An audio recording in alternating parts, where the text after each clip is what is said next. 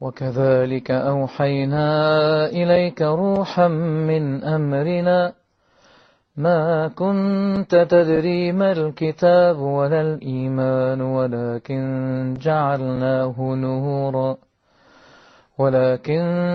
جعلناه نورا نهدي به من نشاء من عبادنا وإنك لتهدي إلى صراط مستقيم صراط الله الذي له ما في السماوات وما في الأرض ألا إلى الله تصير الأمور.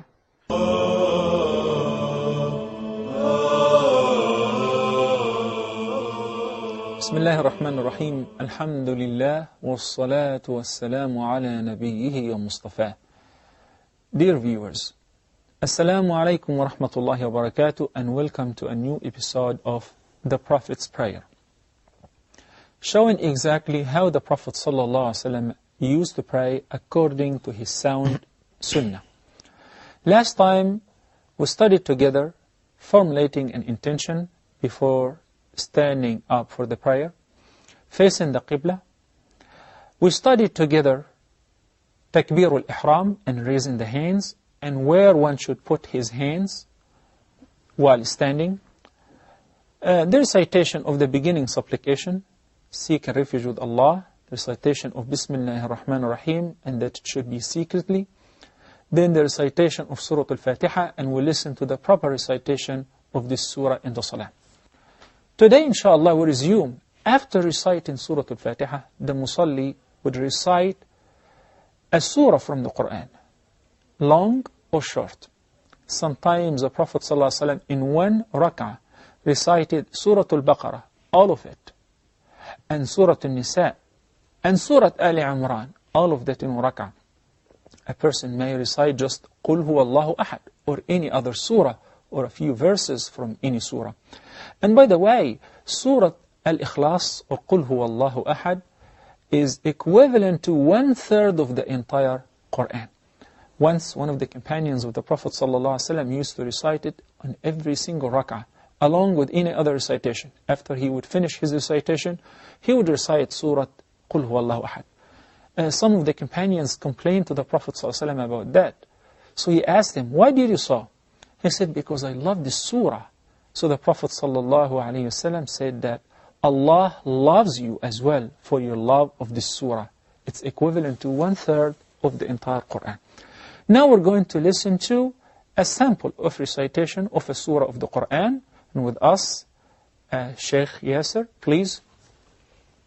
قل هو الله أحد الله الصمد لم يلد ولم يولد ولم يكن له كفوا أحد.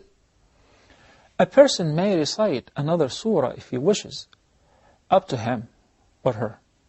And now, after reciting the surah or the verses after Surah Al-Fatiha, we're ready to go to the next rukn or pillar of as-salah, which is a-ruku'.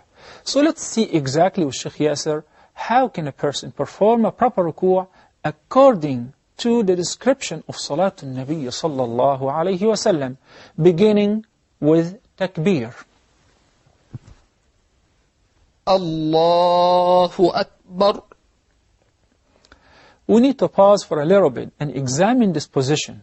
We notice that the back is making with the trunk a 90-degree angle, and the back is straight. That if I happen to put a glass of water on his back, it would remain still and it won't spill. That's number one. He's holding his knees after he locked them with his fingers spread, and his eyesight is still focused on the place of prostration, so he does not change the position of his eyesight. Now, we'll come to what do we say in ruku'. We'll listen to the Shaykh saying, سبحان ربي العظيم سبحان ربي العظيم سبحان ربي العظيم. This is the sunnah, to recite Subhana Rabbi al-Azim twice. And you may say it more than that, but what's mandatory is to say it at least once. Of course, there are other supplications that the Prophet ﷺ used to recite. But just keep in mind one thing before we listen to the Shaykh reciting other supplications. While in a state of ruku' or sujood, we're prohibited and not allowed to recite any Qur'an. So now, let's listen to some of other recitations of supplications that the Prophet ﷺ used to say while in ruku'.